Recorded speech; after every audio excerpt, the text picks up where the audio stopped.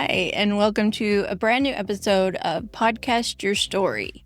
I am your host, Dr. Julie Marty-Pearson, and I am so excited to be back. I'm very excited to start back with a big one. A big one for me. This is someone who I found her podcast. I listened. I loved it. I dove in. I kept listening. I started following her on social. I was engaging with her, and one day I said, I'm just going to ask her to be on my podcast. So on Instagram, I believe, I DM'd Madison. I said, hey, I love your podcast. I love what you're doing. I would love to have you come on my podcast.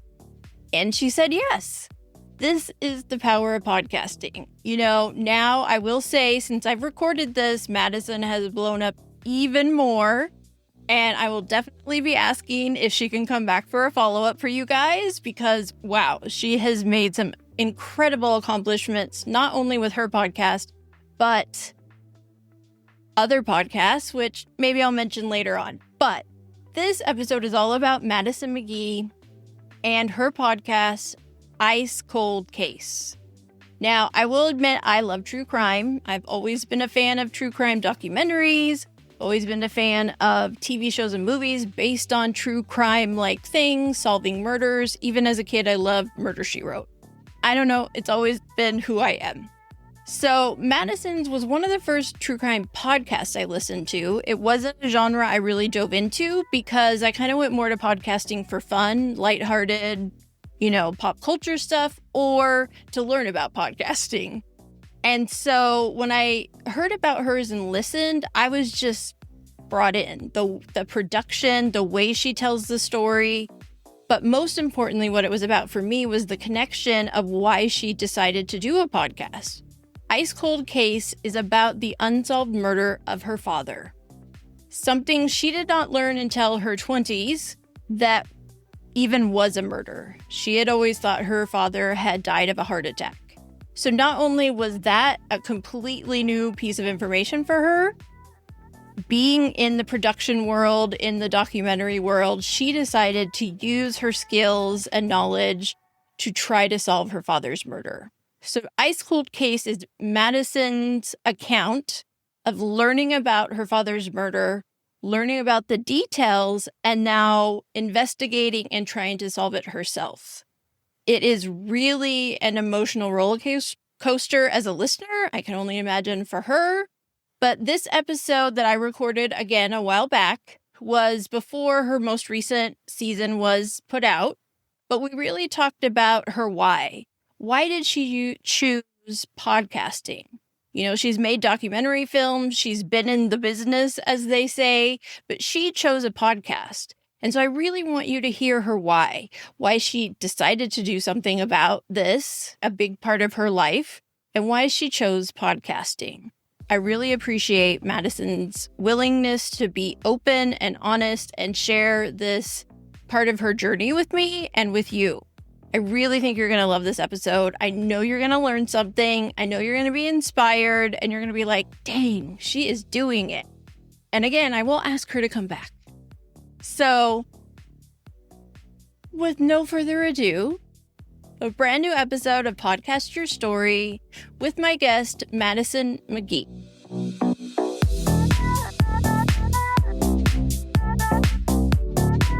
Hello, my friend. Welcome back to the Podcast Your Story Now podcast. I am super excited. I am a true crime fan. I love true crime podcasts, documentaries. And this is someone I've been following for a while. I got hooked on her podcast last year, and I'm very happy to welcome Madison McGhee to the podcast. Hi, Madison. Thank you for being here. Hi, thank you for having me. So excited to talk all things true crime. But first, I'm going to tell my listeners a little bit about you. So Madison is a Charleston, West Virginia native, currently living in Los Angeles.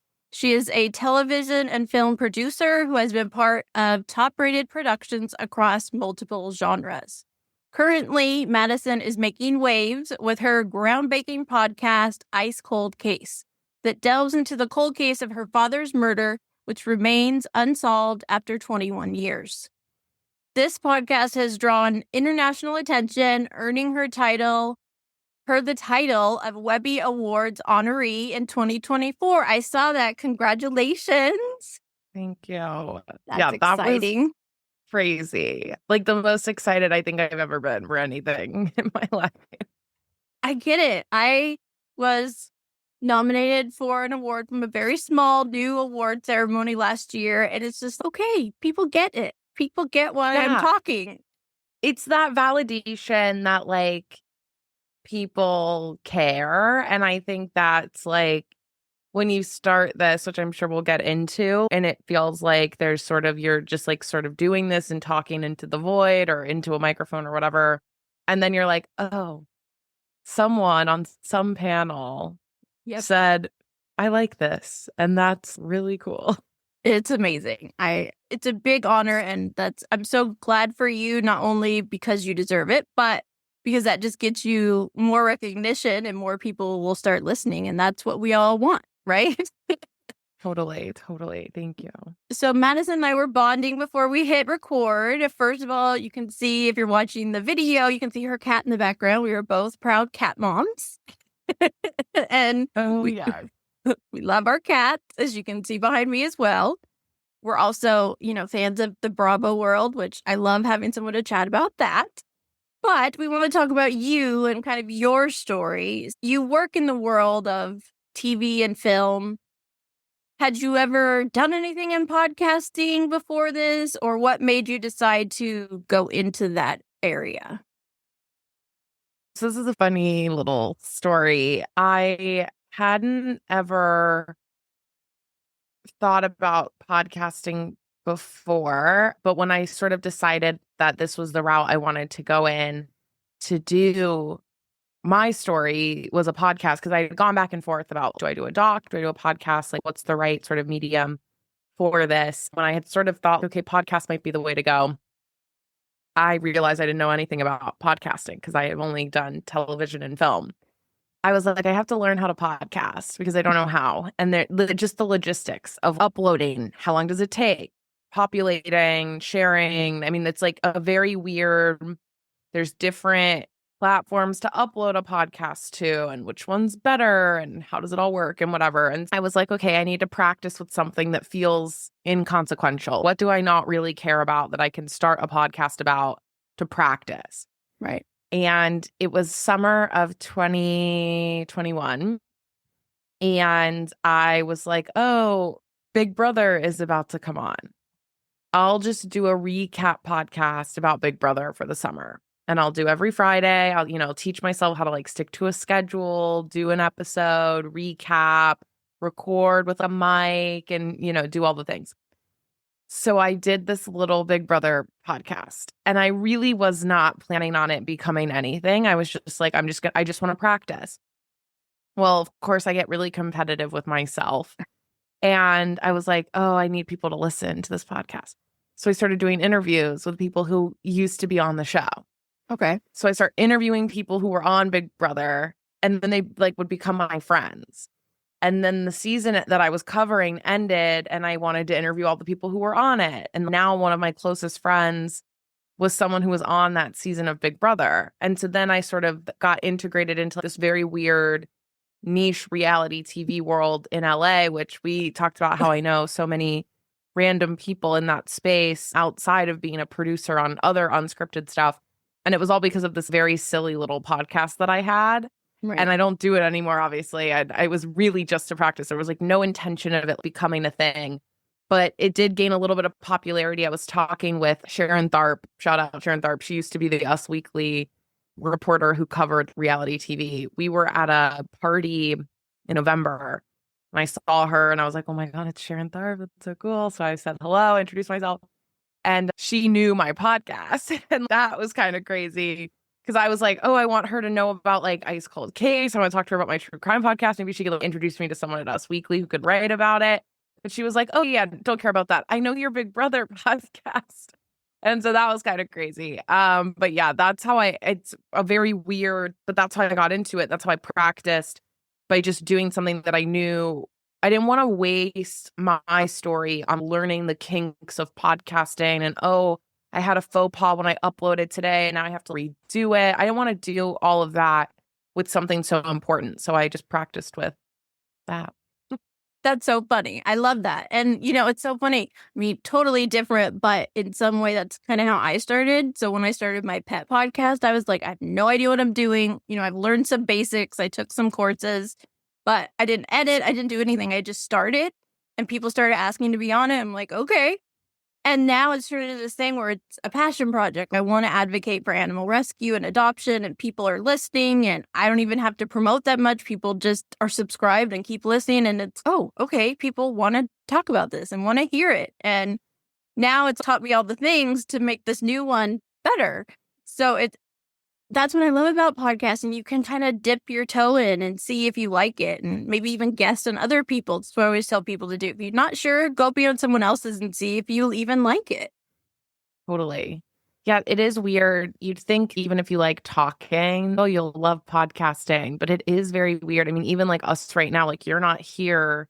Right. It's very weird. Podcasting is very weird. Like you feel like almost like you're talking to yourself. And it's just, yeah, it's a really strange thing. Especially for you, because you do, basically you do it solo. But before we get to that, so the reason you kind of wanted to test out, because the story you wanted to tell was really important to you, obviously. So can you tell the listeners a little bit about what that story is and why you decided to start the podcast for it? Yeah, my podcast is a true crime podcast. I am investigating my dad's cold case murder from 2002, just an unsolved case. It never really went through like a trial. It wasn't like someone was acquitted and they can't find the right person. They just haven't found anyone. It's a very weird sort of set of circumstances. And so I started this podcast as sort of an investigative tool. It's weird. It started as like an advocacy tool to sort of get the word out about the case, to put pressure on the police department, and has very quickly turned into an investigative tool of like tips are coming in, information is surfacing. And so a lot of my leads are coming now through the podcast, which is really interesting. And yeah, it's my sort of perspective of that journey, but also the case itself and the logistics of the case, the facts, the case files, witness testimony, etc., sort of all wrapped into this. I would maybe say it's like a documentary, right? But in a podcast. Yeah. And so it's kind of turned you into an investigative journalist in a way, but also a researcher, because you're getting information, but then you got to dig more. And, true crime is such a specific kind of set of skills. I would imagine I would have any idea where to start to even get information from the police, let alone to do all the things you've done. So what has surprised you most about the process of where you started and what you thought it would be and kind of where you're at now?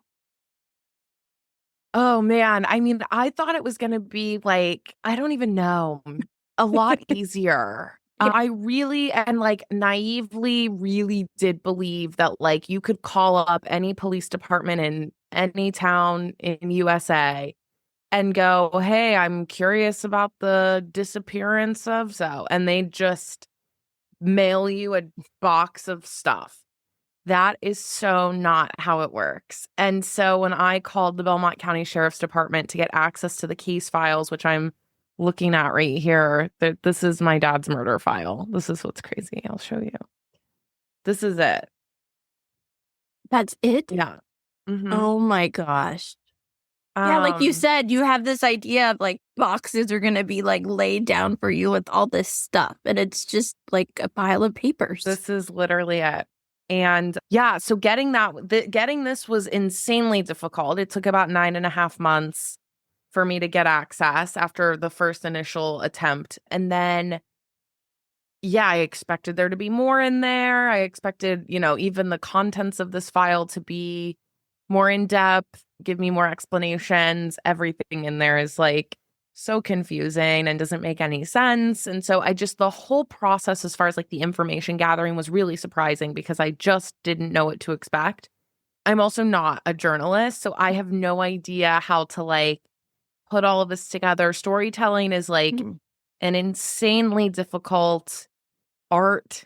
I'm friends with a lot of brilliant storyteller, comedians, writers, filmmakers, and I really underestimated how difficult it is to tell a story from beginning to end. And then even within that, every episode has to have a beginning, middle, and end, and, Right. add to the arc of the actual story. And how do you do that when you have no idea where the story is going? Because this is still an unsolved case. It's been just challenge after challenge to put this all together on top of, actually reading through all of this, investigating, asking myself questions. Where do I go from here? It's been so much. And it's funny. Thank you for saying that I am a journalist and an investigator. I love to hear that because I do not feel that way. And oh, yes, I am. But I'm also, I write the episodes, I record them in my apartment, I edit them, I don't mix and master. I'm very fortunate to have a friend who does that for me. But right when, we get off here, I have to string out an episode. And now we're doing video versions, which is like a whole nother nightmare. So I have to piece all of that together. So I'm like an editor as well, and, an executive producer, because then I have to oversee everything. When I send it off to be color graded, I have to oversee that. And there's just so much involved in all of this that I really was like, when you look at it from far away, you're like, you read what? 45 pages of a case file, and you write a little podcast and you record it, and then you're done. And that is so not it. That's just the beginning of, Right. all the things. And then the promoting of it is like a whole nother. Yeah. I spend more money and time promoting my show than I do on anything else. And all the other stuff takes up a lot of time. Right. So the fact that the marketing takes up double, triple that is like my nightmare. It's crazy. So yeah, it's a lot. Yeah, I think it's like the great thing and not so great thing about podcasting is people see it, they, oh, that's easy. And in a way it is to get started and to get up and going. But if you really want to do it well and you want it to be quality story, content, as well as sound and video and all those, it's a lot. There's a lot of moving pieces, and a lot of us, you do most of it or all of it yourself. And, and then there's the whole, like you said, the marketing piece. Okay, I've created it. Now, how do I get people to listen to it? That's just a whole nother job. Yeah. But the great thing about podcasting is it can evolve, which I think yours kind of has as you've been telling the story. And like you said, you start to get more information. I actually just listened to your most recent episode today. And the last 2 episodes have been really interesting because it's been a little different than what you had done prior, because you were actually speaking to someone who has been said to possibly be like the prime suspect in this case. And I could definitely hear a difference in the way your voice is, like when you were talking to him versus when you're like narrating it more. So how has that kind of change, and you went back to Belmont and all of that process kind of been for you to navigate through? Oh my God, it's like the most emotional thing ever. I feel like, yeah, my podcast voice is very different than my like regular voice. I also am like I don't even know how to explain it. You know those people who like smile and laugh when they're like uncomfortable? That's Yes. what I do. And I feel like when I was like re-listening before we posted the episode, I was like, oh my God, I'm like laughing when I'm talking to this guy. Is that weird? Do I sound like a serial killer? And No, I'm I just think so like when I listen uncomfortable. to it, it's like you're trying to ease your own nerves and speaking to this person while not acting like, I don't know what to think about what he's telling me. You learn things you had never heard before. And so I'm imagining your brain was just going like a million miles a second. Oh, totally. It's just the most emotional process ever. I mean, I don't know of anything I've done up to this point in my 28, almost 29 years of life that has been more emotionally taxing than this. And that moment was probably the peak of, the craziness of this journey is, it all culminated into talking to this person. And that was just wild. And also in a way where you're like, how do I say this? I feel like when everything you think is true sort of starts to unravel in front of you, it's frustrating and it's just such a weird feeling. And I've had that feeling before because, I thought my dad died of a heart attack and then I found out he was murdered. So that truth was sort of unraveled in front of me. And then it felt like, oh, and now here I am again. I believed this truth. And now that is also unraveling. And it's very bizarre. And this process just in general is insane. And I wouldn't recommend to anyone, but well, I'm sure because there's two pieces. It's like you creating this art, this content, this story on this side, and you're proud of it, and you're trying to get it out. But on this side, it's you. It's your story. It's your life. It's your family. That's what I loved about, I would say, the first season is the way you weaved into the story what happened to your dad with your experience of different family members and what you knew and when you found out and things like that. So I'm sure it's a lot for you to take on because of the emotional aspect of it. Yeah, it really is. Because I'm trying to do the job of a journalist, which is to remain as objective as possible. Right. But this is like a very deeply personal story. And so to try to, showcase that side of it while also sticking to the facts. Right. The lines just overlap so much. It's very confusing and it's difficult to write. And I talk a lot about we have to rewrite episodes a lot because I'll do a first draft and then it's, oh, this is this is not your diary, Madison. And so then we have to rewrite it. And it's very difficult to ride that line. And, I did that on purpose. I set the tone of the show to be that. It could have been, more of a journal, but that's just not what I wanted it to be or what I envisioned. And, we want to keep the tone the same throughout, even as things sort of evolve and shift and adjust. And it's been a very interesting process. I've learned so much from a logistical standpoint about how to podcast, but also about myself and how I handle these situations and sort of how to process, all of this very crazy stuff. Yeah, I'm sure there are moments where you kind of have to give yourself grace and give yourself time. And it's okay if you don't get this done right now because you're processing something that's like impacting your life and you're like trying to make sense of it too.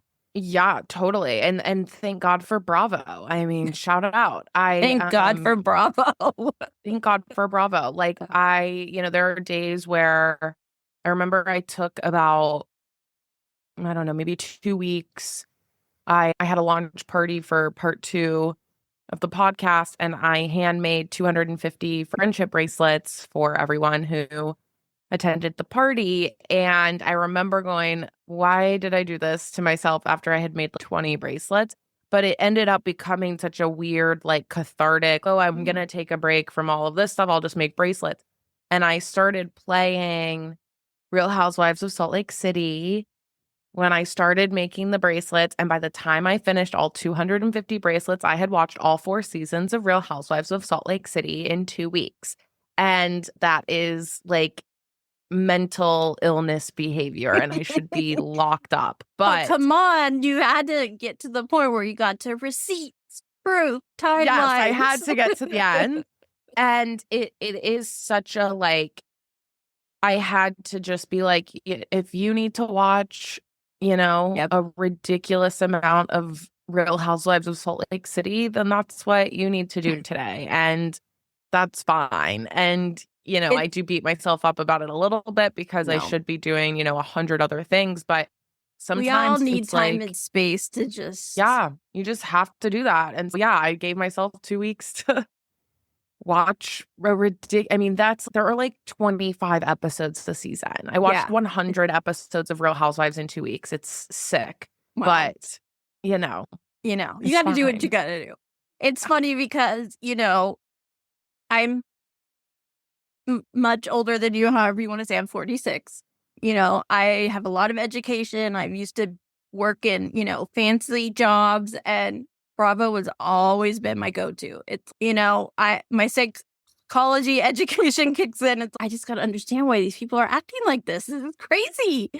And I think they're that's why the doing true it. crime fans overlap a lot Yes. with Bravo, reality TV, etc. Totally. Because it's like the same people that are like, well, why are people killing people are also like, well, why is this woman, going on television and drinking 8 bottles of wine before she films? Is Right. she okay? Yes. Yeah, totally. It's that whole like, what? How would you're yourself. You're not being someone else. You're actually saying this is you. But I love it because it's entertaining. It keeps you going. And then we have this community online, all now podcasts, but a lot of them started out as social media people who would do all the updates. And it's just kind of like a fun little community to be a part of and react with. But I couldn't give up Bravo ever. I know. I love it. I do love it. I'm grateful. I was a late adapter, but I'm very grateful that I got in. It was back in grad school, I think is probably when I got into it. And it was just that, I didn't want to read anymore or write or do any of that. I needed to just let my head do it. And it's still, because it's entertaining, your mind keeps going and you feel like, okay, I'm not just sitting doing nothing at least. Totally. Although some people don't get it, but that's okay. One of the things I love about Ice Cold Case is, and I'm sure there are other true crime podcasts that do this, but yours just felt special in that way. The way you tell the story and you have the music and the sound effects and the upbeats and I feel like that really carries the storyline. Was that important to you, or did that just kind of come naturally as you were creating it?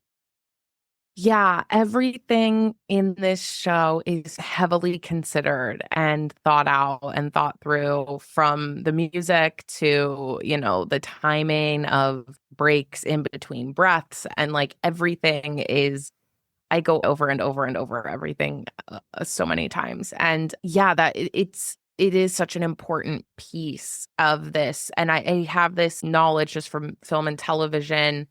A film, you should be able to listen to a film with no music and still have the same emotions that you would if the music was added. It should elevate, but it should never sort of compensate for the writing or anything like that. And that's like an old adage from the film and TV world, and people will criticize movies who, rely too heavily on music to build up that feeling. Right. And so I was really cognizant about the music really adding benefit to whatever it was, but also making sure that the words spoke for themselves. And yeah, it's a really important piece to me. And the original music we use is composed by a wonderful friend of mine, Matt Bettinson. He's fantastic.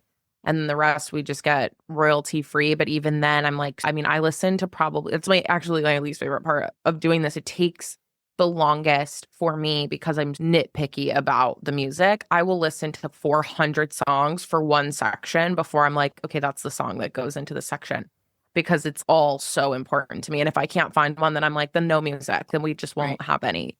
Yeah. It's so definitely a rabbit hole you can go down. I know when I only have music for like my intro and outro, but you can go down, oh no, I don't like that, or no, it's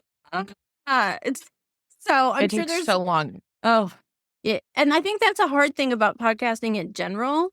If you script it, you can pick it apart. When you record the audio, like sometimes I just have to tell myself, stop. I don't need to worry about every gap, every, there has to be some natural talking. That's how we talk.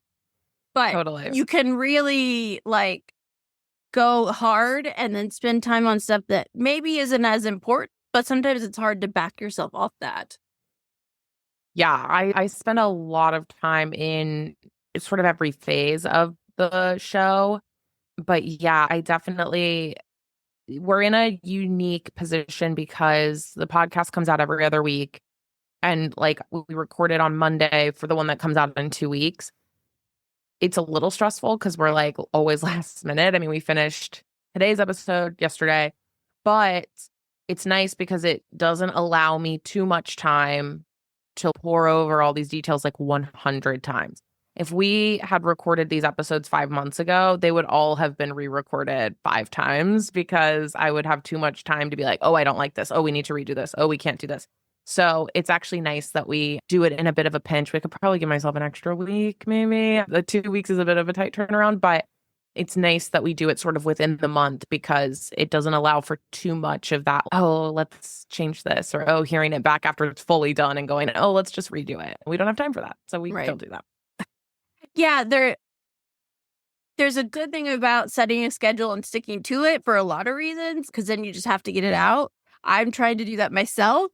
Consistency has always been my biggest issue as a podcaster. I think because of a lot of these reasons, you don't want to just leave it that way, or you procrastinate, which I have always done. Yeah, those are the hard parts of podcasting. So I'm sure having a strict schedule kind of helps you kind of push yourself along a little bit, it sounds. Yes, definitely. Yeah, the show has to come out when it's supposed to come out. Right.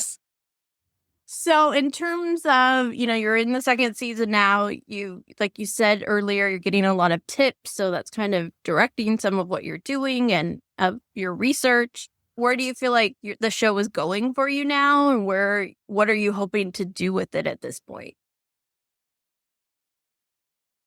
That's a good question. Hopefully I solve the case. Right. Yes, but ultimately. Yes.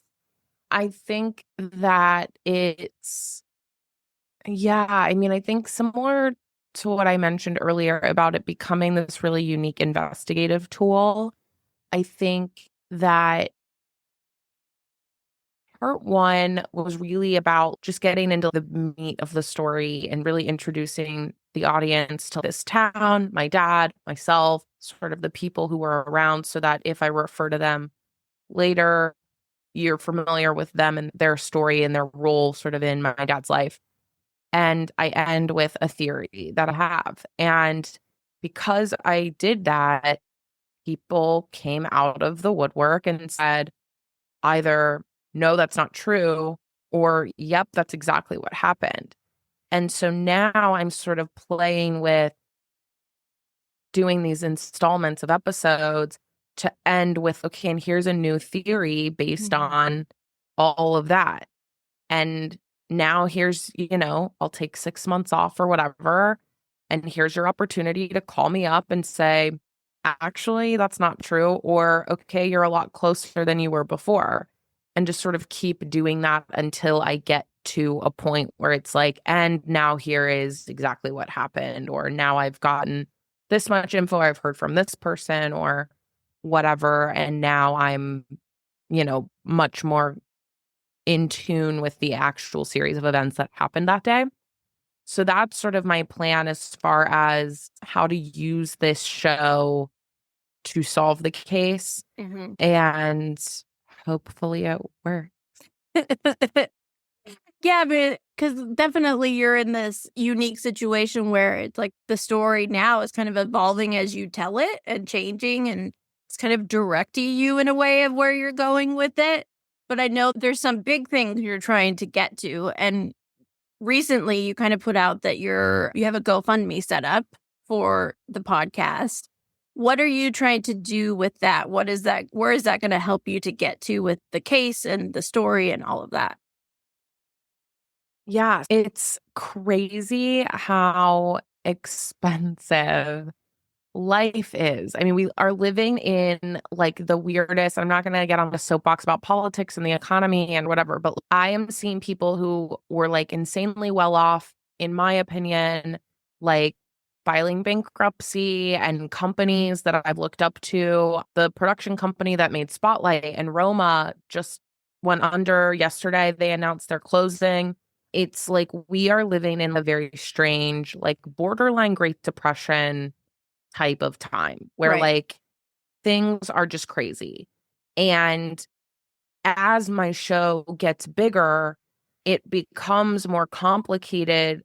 I mean, even just explaining to you the amount of time it takes to do all of these aspects of my show, and I'm doing them, it's basically a full-time job for free.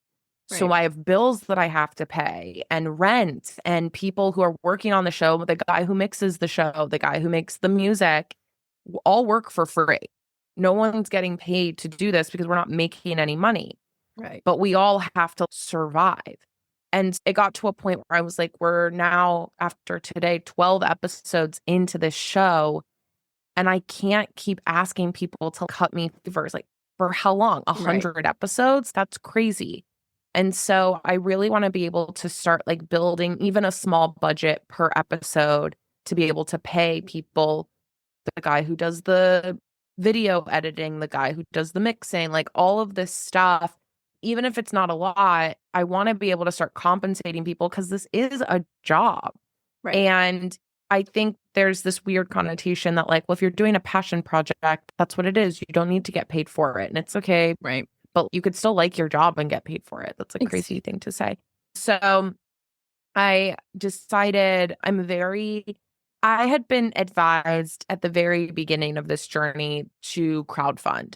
And I was adamant that I would never in a million years ever ask anyone for money. It just was something that I felt really weird about. I was not comfortable doing it at all. At the time, I was working full time. I mean, I'm a freelancer, but I was working all the time. Like I wouldn't have even known I was a freelancer. I was like hopping from job to job. So I was like, I'm cool. I don't need to make money off this because I'm doing other stuff. Yes, I'm working late at night. I'm doing all this other, side hustle stuff, but it's fine because I'm working. So like my bills are getting paid. It's no big deal. And when my last television show wrapped on December 23rd, I had this weird feeling that I wasn't going to work for a while. And I have not gotten a call for a TV show since. And it's almost the end of April. So I haven't worked in 4 months. And it was like to a point where I was like, if I can't survive off of this show, then I have to stop doing this show. And I need to go like bag groceries at Trader Joe's or something. Right. And that's just the reality of it. And I'm not above any job. Like I would do anything. And it got to a point where it was like my ego, I had to put it away and really think about, do I want to solve this case? Do I think this podcast is helping me get closer to that? And am I willing to ask people to donate if they enjoy the show in order to help to do that? And it was like, yeah, I have no other option. And I mean, I sat on it for a while. We made the actual GoFundMe on March 16th, and I didn't launch it until April 9th or something because I was like, I don't even want to share it. I don't even want to do it. And so it really took me a while to, even when I post about it now, I'm like, oh my God, I don't want to do this. But it's been really interesting and beautiful to see people donate because they consume the content. And at the end of the day, I have made 12 episodes of something that tens of thousands of people download and find entertaining. Right. Like I should get paid for that, right? I'm like creating entertainment in the same way that Bravo makes money to make TV shows. I am making something that people are consuming. They're saying that podcasts are being consumed almost more than TV at this point. Yeah. It's a trade-off. Okay, if this is the content you want, you've got to help it keep going in some way, whether it's ads it feels or a lot whatever. Like public radio. And I think about that a lot when I was a kid. I would listen to the radio with my grandma, like on my way to school, and they'd be like, hey, if you like this radio station, throw us $5 a month. Right. And it feels a lot like that. Yes. So much of what you're saying makes sense. I mean, again, it's a totally different reason behind it and everything, but that's how I felt with my pet podcast because I've become very passionate about it. And I get to have people who are working in shelters and who are running rescues that need people to understand what's happening and how they can help.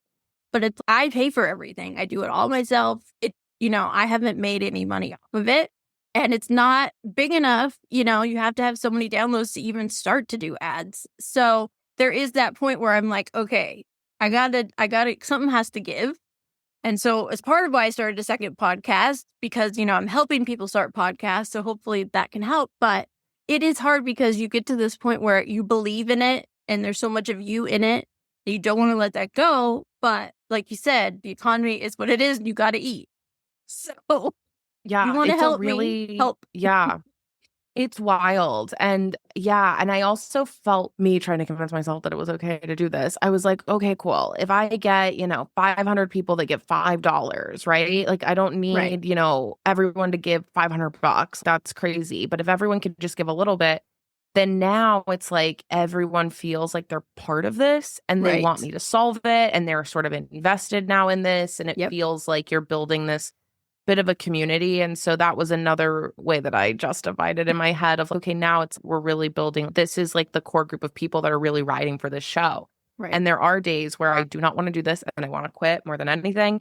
And I can look back at that and say, oh, but there's like these people who like really believed in you enough to like give you $5 or $10 or whatever. And like now you're sort of doing it for like that added reason of, yes, you're doing this for your dad and your family and the closure of it. But Right. you're also doing it for the people who like believe in you enough to like, I mean, I understand the value of $1. I do not take even like $1 donation. I do not take lightly. And to think about all of the people who have already given financially, especially given the context of what a weird time it is, Right. it's like I owe it to them to keep going. And so it has added this like really beautiful incentive and sense of community to all of this. And yeah, hopefully we can just keep it going. Keep it going. No, I love that because, yeah, I hate that, I've said, oh, buy me a coffee, all these different ways you can get a little money. But there is also this, if you do it and people do give you money, then there is that incentive. Okay, people believe in this. They believe in me. I have to keep going. I can't just give up now because there's more at stake. And that totally is hard to put yourself in that place. But it's also, wow, okay, people do believe in it and I have to keep going. So it's like this great kind of weird place to be in, I'm sure. But I think when a story or a person or whatever it may be connects, people, just want to get behind it and help keep it moving. Just like I'm sure we'd both give money for Bravo to keep going. Exactly. I mean, I pay for Peacock every month. Oh, yes, I do. I want those extra deleted scenes and unedited reunions. Thank you very much. Exactly. So kind of on a lighter note, I guess, you recently put out some merch that kind of came out as like kind of a haha out of some stuff that happened in the podcast, or you have this new thing, it's okay, we can guess, Snitch Ass Daddy, which is a name your father was called by someone. So that's kind of like a lighter note of why did you decide to kind of take that little piece of something and turn it into something else? Yeah, one of my favorite things I've ever heard in my life. So, yes, in June of 2023, I received a message on Facebook from a cousin of mine who said that my dad deserved to die because he was a snitch ass daddy.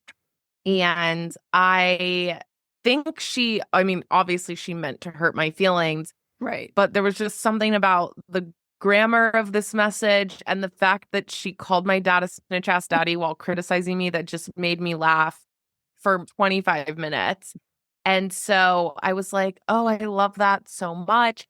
And I joke, I'm a bit of an Eeyore. I'm always like, I'm sad, I'm depressed. Like, I'd rather sit at home with a blanket over my head and watch TV than go out with my friends. And so the fact that snitch ass daddy spells sad was like the icing on top of the cake.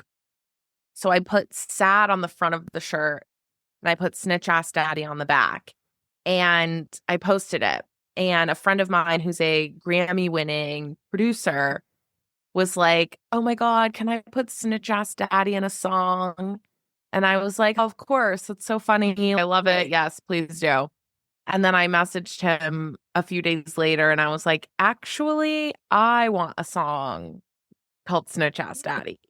And he was like, whenever you want. So we went into the studio together months later and we took the message that my cousin wrote me and we wrote a parody song called Snitch Ass Daddy. And we just almost verbatim, line by line. I mean, she said all kinds of stuff, all very funny. Like one of the things she said, which I think is ironic, and we just sort of touched on this, is that I'm making all this money on my podcast and I'm just out here getting rich on this story. So, of course, in the song, it's me talking about how rich I am because of my snitch ass daddy. And it's just so funny. And so we recorded this song and he was so generous and did it for free. And I mean, he's like top notch. So even just the time spent is so valuable. And I'm so appreciative to him for taking the time to do this with me, especially because I'm not like a legit artist. This is obviously like a very parody song. He works with legit people and was like, yeah, I'll do this, for you. And then I have some friends who got together and were like, hey, we make music videos and we'd love to do a music video for this song. And so now we're doing a music video for the song. Oh my God. And yes, I'm very excited. So that comes out on June 7th. Yes, it's become this thing because of this message, which I just think is so incredible. And I hope people are inspired by the fact that she obviously meant for this to really hurt me. And now it's my favorite thing I've ever done. That's amazing. I love when things we start turn into these whole other things that are just like, this is so fun and amazing. And just we get to create more things with it. Yeah. And that really goes back to like my roots. I never was, interested on a fan perspective of true crime. Never wanted to be like in it like I am now. I was always interested in like comedy. I used to do parody music videos when I was in high school. So this was always like something I just like was always a fan of. So to be able to marry the two things was like such a unique and exciting opportunity for me to do something that was like a creative outlet. And sort of really back to my like comedic roots, but also it tie in as like a marketing tool for the podcast. It was like a very exciting opportunity. Well, it's a fun way for you to kind of create joy for yourself as a part of it in a new way. But then you also know that once it's out there, that it'll help bring people to the podcast. So it's like a win in that way. Yeah. And to draw in a new audience of people I would never be able to reach otherwise. I'm very excited. I'm hoping to collab with someone to make up a TikTok dance to it and really lean in. So I'm excited. Oh my gosh. Sounds so much fun. Well, I know I'm like, can't see my clock. We're almost up with the time we had scheduled and you have other things to do, make a podcast yourself. So kind of like after hearing your story and all of this, if someone says, she's so inspiring, I'd love to do this, something like it. Someone said, I want to start a podcast. What advice would you give to that woman that wants to use it as a way to share her story? Yeah, I think just start. It's so cheesy, but I learned a lot. I mean, even just about it from doing it. Like episode 5 is better than 1 and episode 12 is better than 5. And you won't ever really have all of the knowledge anyways. And there will always be, especially if you're starting out, there will always be like a network or a company that's like doing it better than you, to be honest. And so if you let that be a hindrance of, well, I'm not ready yet, or I don't have the right gear, or I don't have whatever. I didn't have this mic when I did my Big Brother podcast. You evolve and you change and things elevate as you go. But the learning of it is like almost just as valuable as like the thing itself. And I think just getting started and like sitting down and like deciding what you want to do, what you want to say, the storytelling is much more important than the quality and the gear and all of that other stuff. If you have a really good story and you put it out and it's not the best quality, but the story's really solid and you're really good at telling it and you tell it with like conviction and it's something that means a lot to you, I think that really comes through. And then there will be someone who comes in, a network or someone else that's, hey, this story's great and we can help you with all the other stuff. So I think, and you wouldn't know that if you didn't just start. I mean, I went through that where I was really upset that I had to independently release my podcast because I had pitched it around and I had tried to get, a bigger network involved and was really excited to, enter in at number 1 on the charts. And that is not what happened. But to be able to see the growth. And at one point we were 34 on the true crime charts and 60 something in all categories. It's the only time we've ever hit that. But to know that I did that on my own was like the best feeling. And I wouldn't have ever done that if I had sat back and just gone, oh, I'm just not ready to do this. And I don't think we hit that until like episode 7 or 8. I definitely think just starting it's the hardest part of it, but it's then you get going, right? Once you have episode 1 out, it's so much easier to do episode 2 and 3 and 4 and 5 and you get better and better. And I think that's figuring out sort of the format of how you want to do it, if it's episodic or if it's every episode is a different, what you're doing, every episode sort of stands alone. And then just, okay, now I'm going to go make the thing. And give yourself, I think deadlines is really important because obviously it's easier said than done to just be like, just record today. But if you have to write it or you have to schedule guests or you have to do something, I always find it really helpful to be like, okay, by, October 1st, I have to do it and I have to have it out and I have to have it ready. And giving yourself a really realistic, obviously it won't be done tomorrow, but if it's like a guest situation, okay, in 4 weeks, I will have scheduled 5 guests and then I will start and then I will put them out, and like really giving yourself like, I have to do this by this point. Yeah. And treating it like a job, and you just gotta do it and no excuses and just put it out and start, and then it'll all get better. And I guess also a second thing is, don't save your good stuff for when you're better. Right. So if you're worried about, oh, I'm, new and I don't know what I'm doing, I need to work out all the kinks.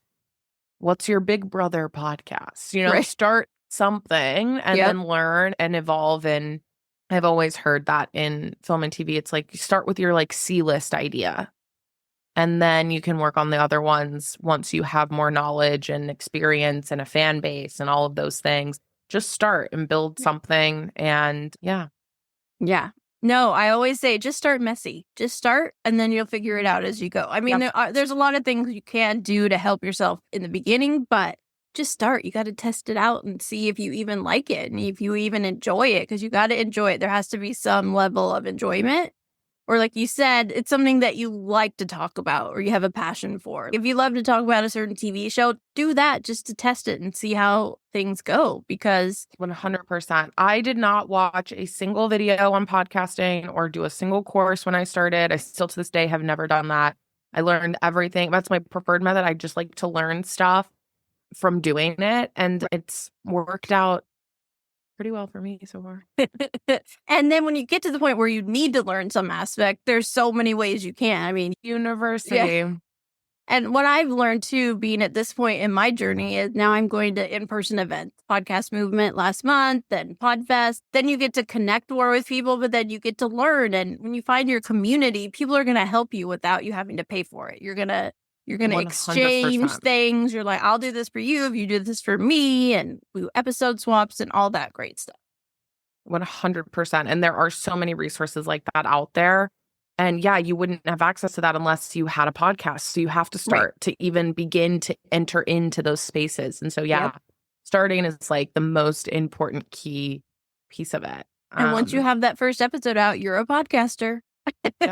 Exactly. Well, Madison, thank you so much. I've been so excited about this because I've been listening to your podcast and following your story. And I don't know anybody else personally in the true crime world. So when I was able to connect with you to have you on, I think it's so important to show all the different ways that we can podcast and share our stories. So I appreciate your time and your openness and sharing your experience with all of us. And I will put in the show notes all of the links to follow Madison on social media, to follow Ice Cold Case, to listen, as well as to check out all the things she's doing to help support the podcast keep going.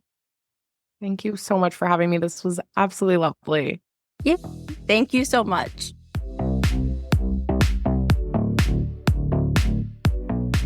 Oh my gosh, I'm so excited. Yes, I hope you enjoyed that as much as I did. Way back when I recorded it, getting to meet Madison virtually and really get into her story and her podcast and everything she is doing with Ice Cold Case, as well as new things. And I just really hope you enjoyed it.